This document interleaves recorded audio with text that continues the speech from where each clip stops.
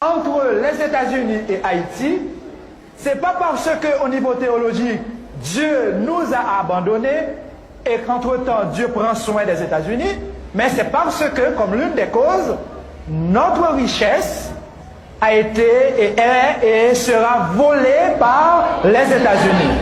C'est clair, Dieu ne nous a pas abandonnés. De notre côté, il y a la misère. Dieu, s'il nous aime, s'il ne nous abandonne pas, il ne saurait tolérer cette misère. Nous sommes les enfants de Dieu. Est-ce que les États-Unis ne sont pas les enfants de Dieu? Si les États-Unis, eux aussi, sont des enfants de Dieu, est-ce que réellement les États-Unis nous aident? Ou au contraire, est-ce que les États-Unis se cachent derrière des aides pour nous exploiter encore davantage? Et nous pointons du doigt ceux que eux-mêmes ils appellent les aides pour dire à ces pays que nous comprenons le jeu et que nous ne sommes plus disposés à marcher à genoux pour quémander, mais à nous mettre debout pour réclamer justice et dénoncer ce que eux-mêmes ils appellent premièrement aide et ce que eux-mêmes ils appellent pays développés, car à nos yeux, beaucoup de ces pays, en commençant par les États-Unis, ce sont des pays sous-développés au niveau humain. Ce fut ensuite au tour de la Suisse d'être mise en cause. Qui ça n'est pas capable de dire dans la banque? Ça n'est pas capable de dire. Côté l'argent, nous, Alchita. Ah, notre argent va en Suisse. L'argent, genre, toute compagnie, elle vole, les criminels sanguinaires, ma coupe Valérie se volent. Dans qui banque Alchita? Ah.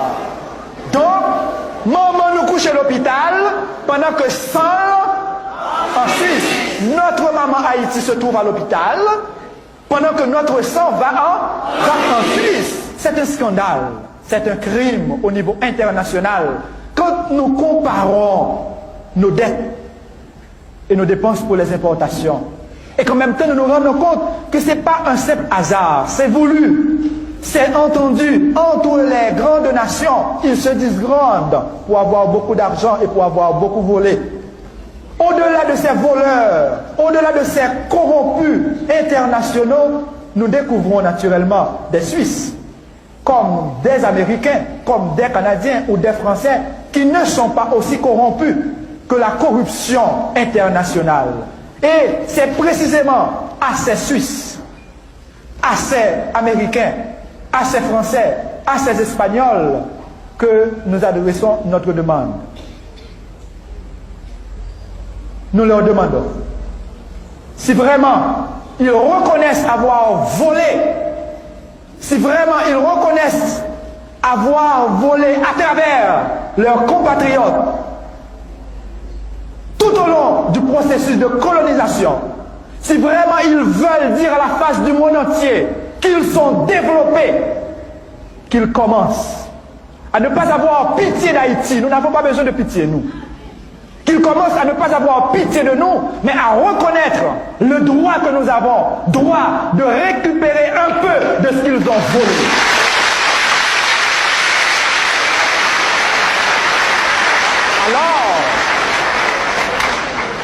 Alors, ils pourront se dire des personnes humaines qui transcendent le matériel pour déboucher sur une dimension spirituelle où la personne humaine se développe continuellement et n'ose pas appeler quelqu'un qui l'a exploité un sous-développé quand lui-même il est le premier sous-développé.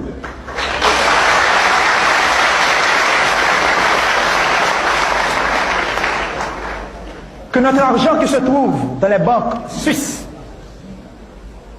si vraiment des Suisses ou des citoyens du monde reconnaissent que notre sang se trouve dans leurs banques, qu'ils se mettent debout à côté des personnalités honnêtes internationales pour dire aidons ce peuple car son sang se trouve chez nous.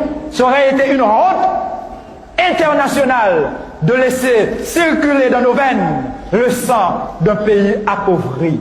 Et qu'un beau jour, Haïti ne dise pas simplement merci, mais qu'ils disent également fierté. Fierté de ceux et celles qui, à travers le monde, ont compris et ont agi. Fierté de cette race noire qui a compris l'historique à jouer à la face du monde.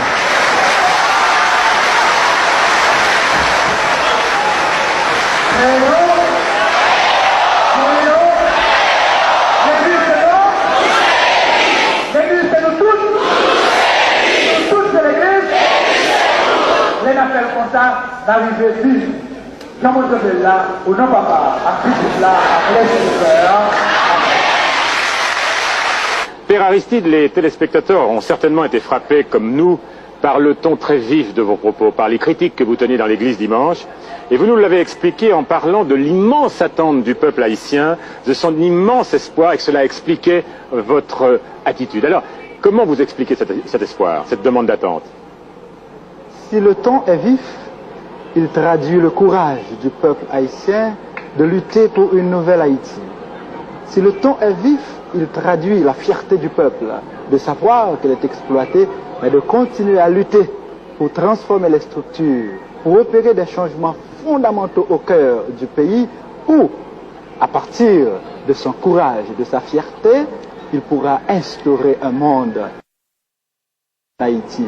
Autrement dit, en dépit de la mauvaise foi du gouvernement provisoire, en dépit de la corruption nationale et internationale, en dépit de ces structures monstrueuses qui exploitent le peuple, il sait qu'il pourra travailler pour changer, il sait qu'il finira par changer le pays.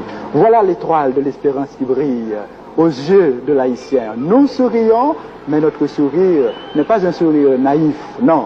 Ce sourire traduit la grandeur du peuple qui reconnaît ses limites, qui reconnaît son courage également.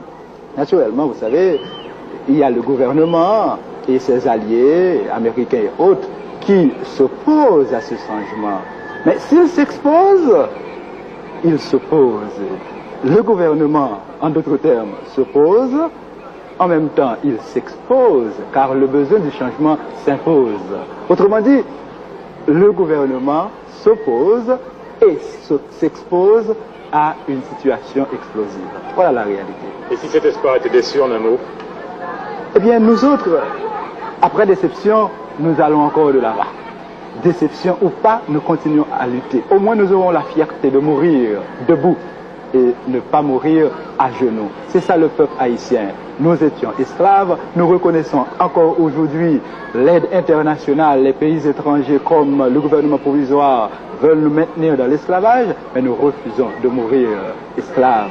Il faut mourir libre. Mourir libre veut dire je donne mon sang pour irriguer la terre haïtienne. Je donne ma parole, moi-même, qui deviendra, si vous voulez, mon corps deviendra une espèce d'engrais pour alimenter le pays, pour alimenter tout un peuple. C'est ça notre fierté.